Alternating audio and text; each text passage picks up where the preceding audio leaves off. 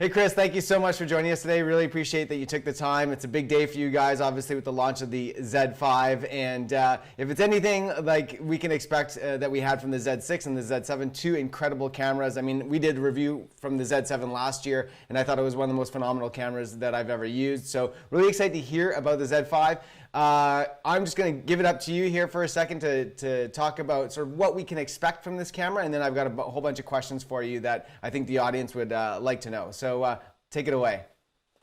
Okay, cool. Well, thanks very much for having me. Like I said, it is a busy day, but we always try and make time for you whenever we can go. And well, before we recorded in person, but now we have to go and do over. That's right. Web here, but that's okay. So getting into the Z5, this for me is such an impressive little camera. Obviously, it is the kind of entry level getting into the Nikon full frame mirrorless world now. Before, like you mentioned, we did have the Z6, the Z7. Now we're filling it in with the Z5. And a lot of the times when people think about entry level, they think about what am I missing out on? And the impressive thing with the Z5 for me is how much of the higher end features are really kind of jam packed into the Z5, whether it's IBIS, whether it's still the same 273 point hybrid autofocus system, it's weather sealed. There's a lot of amazing things that you get with this camera at a cheaper price point and with a very, very small lens too. I definitely want to talk about this today. It's the 24 to 50. When you combine the two of these together, the package just gets really, really small and really comfortable. So let's talk about the features of this camera as it relates to predominantly the Z6, not the Z7 because that's sort of the high resolution monster. But what are we seeing comparatively differences here between those two?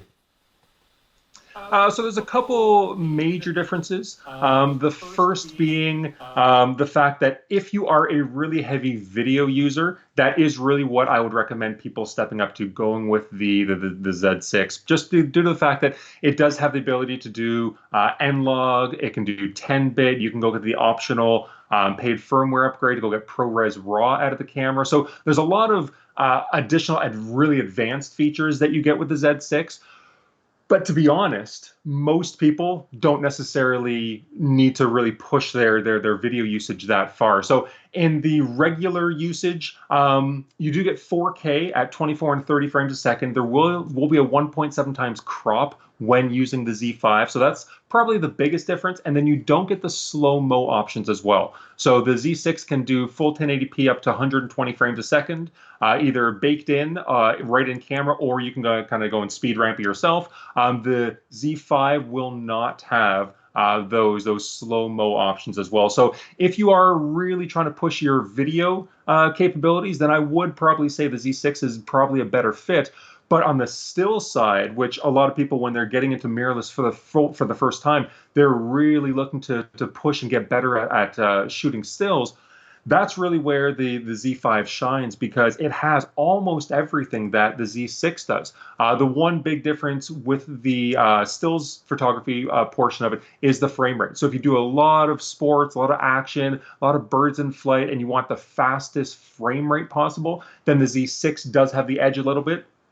You can get up to 12 frames per second by going into continuous high, and that has autofocus and exposure. The Z5 shoots at 4.5 frames a second with autofocus and exposure, but it does not have the continuous high feature. So those are the biggies. There are a few smaller ones. The Z5 still does have a magnesium alloy chassis, but it's not a full chassis. It's the front and the top chassis is magnesium alloy. The back is our carbon fiber thermoplastics blend. Camera still is fully weather sealed though. And one last feature, you actually get dual SD cards with the Z5 over the XQD card or CF Express card you get with the Z6. Now, obviously, shooting slow-mo, shooting 4K, shooting much higher bit rates with the Z6, the XQD card, CF Express card does come in handy. So not having to go and shoot at such fast frame rates, either stills or video, meant that we could use SD cards. And because the body is essentially the same size and shape as the Z6, we were able to go and put dual SD cards in here. We didn't make the body small and really uncomfortable. So the other benefit of that is the fact that you can go and use dual cards. And I'm going to just throw it out here, and you can tell me whether I'm right or wrong. But here's, what I think in terms of if someone's watching this video, a lot of consumers, when a new camera comes out, they are wondering, is this the right camera for me? I've got all these choices out on the marketplace. Why this particular camera? And when I read all the sort of specs this morning, what this tells me, in where I think this camera is sort of going to dominate the market in terms of the consumer looking for this camera, is it's made for somebody who is really enamored with this idea of full frame photography. It's very, very popular now. And I mean, it's been popular for a while, but it's growing because the technology is making it better, more accessible. But oftentimes, full frame means one of two things. Either it's going to mean it's very expensive, so it prices it out of people who are just getting into photography or learning or wanting to move from, say, APS-C into full frame, but also you usually have to there's a lot of examples in the last couple of years of full frame cameras coming out, but they're super truncated in what they can do. And so you're having to either I pay lots of money or I get a camera that, sure, it's full frame, but it doesn't do very much.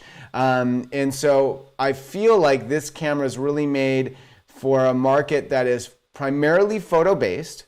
As you said, it does have video features. They are somewhat limited, but they work incredibly well, at what they do. And so if someone's interested in doing a little bit of video with it, the features are there. But the focus on this camera is the powerfulness of the photography, and specifically for people that, are getting into photography, doing portraits probably, travel, landscape, things like that.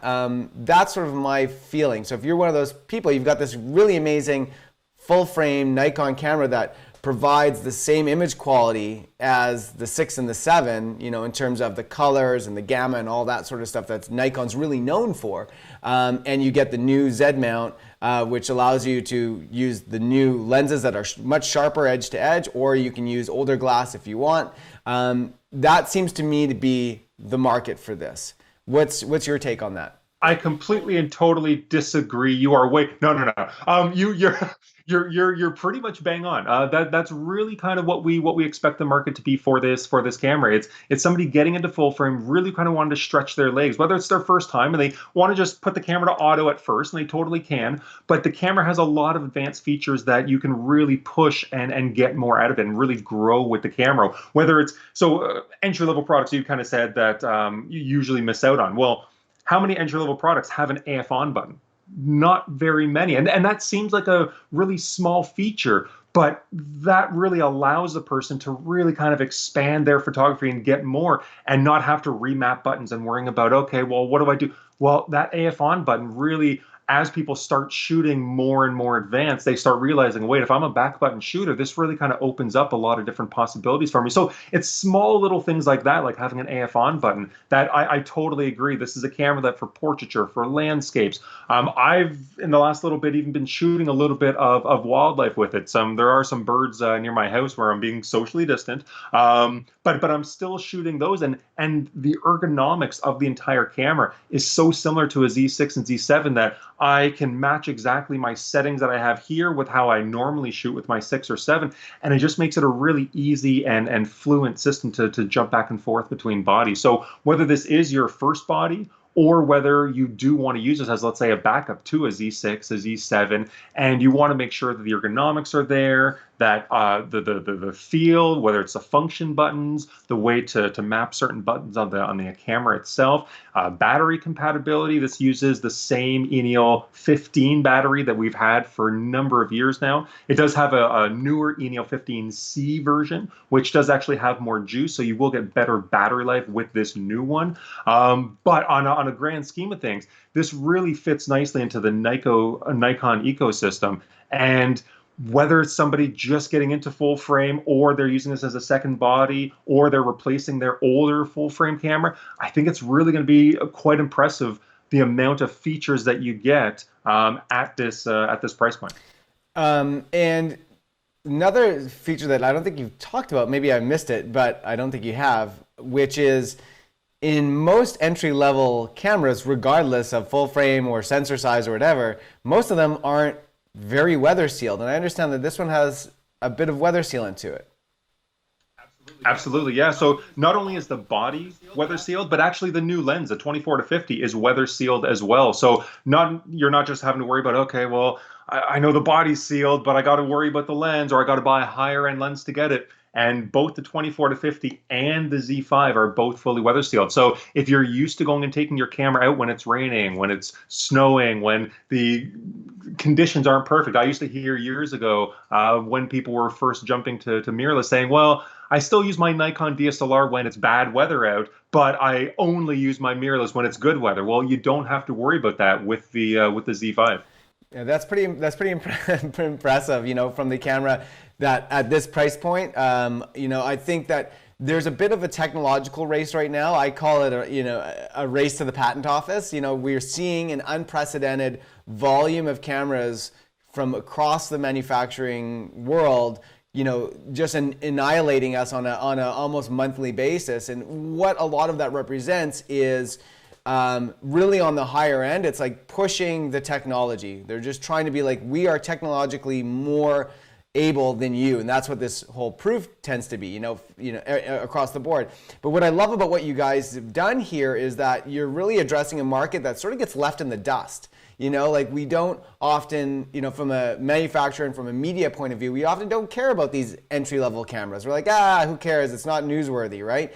But what you guys have been able to do is create an incredible, probably the best entry-level photography camera that currently exists. I can't think of another camera right now that can do what this camera can do at the price point that you're offering. And I'm just looking, when you're holding the camera up and just looking at the lens, I mean, this is only a 24 to 50. It's not a 24 to 70, but it's still a pretty decent lens, and it's tiny. So you're going to get like this incredible edge-to-edge sharpness that you couldn't get before that's weather sealed out of this tiny zoom lens, which makes it like great for entry-level people because who wants to travel with a big camera, right? So, and which is the lens that you're holding on your in your left hand? So the one that looks huge in my left hand, this is the regular kit lens. This is a 24 to 70 f4, which I've never heard anybody complain about this being too big or too heavy, and it looks absolutely monstrous next to the new 24 to 50. So, like you said, there obviously are differences to it. This is a different aperture. So you have a constant f4 with the 24 to 70. You have an f4 to 6.3. It doesn't quite have the range of the 24 to 70 range. It's a 50 mil only.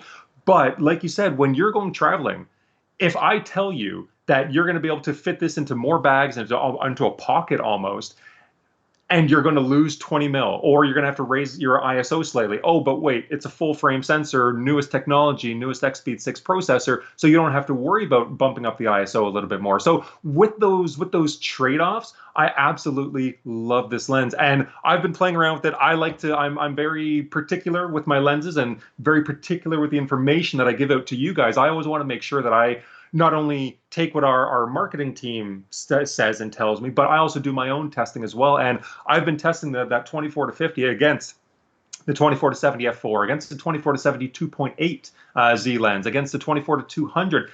And every single time, I think I've come up with a test that's going to really stretch and really just absolutely obliterate that 24 to 50, because people will think, it's only a kit lens. The lens has done absolutely amazingly. It has 2 ED lens elements, has 3 spherical lens elements. So there's a lot of great optics built into that, along with, as you mentioned, it's with the new Z mount. So you're going to get that edge-to-edge sharpness that you couldn't get before with the F mount. So there's a lot going into that tiny little 24 to 50 that really, as a package, makes it really impressive to me. Well, I think we've pretty much covered the bases here.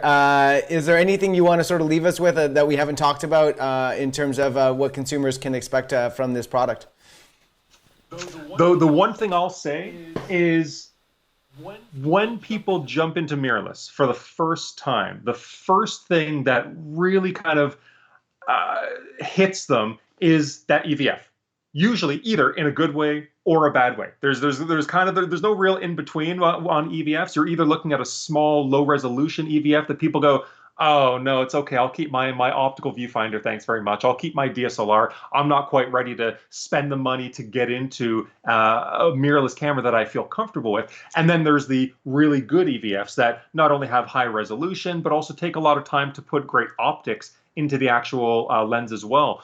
So with the Z5, you're getting the same resolution and the same size of an EVF as what you get with the Z6 and the Z7. So I didn't mention that before, but that for me is key because obviously with an EVF, you get exactly what you see, whether it's exposure, white balance, your picture controls, all of that's important. But you want to be using an EVF that you want to use, that is realistic, that is natural. And I'm a little bit biased, but I personally feel that the Z6 and 7 is one of the most natural, realistic EVFs on the market. And you're getting that same realism on the Z5. That's super cool, man. Thank you so much, Chris. I hope this camera, and I don't hope it's a success. I know it's going to be one. And I'm excited whenever you guys eventually get one for me, I would love to try one. So when I get a full production sample, you will be one of the first on the list. I guarantee it. Brilliant. Guarantee it. I can't wait. Thanks so much, Chris. Really appreciate it. Have yourself a wonderful day, and we'll talk to you soon. My pleasure, man.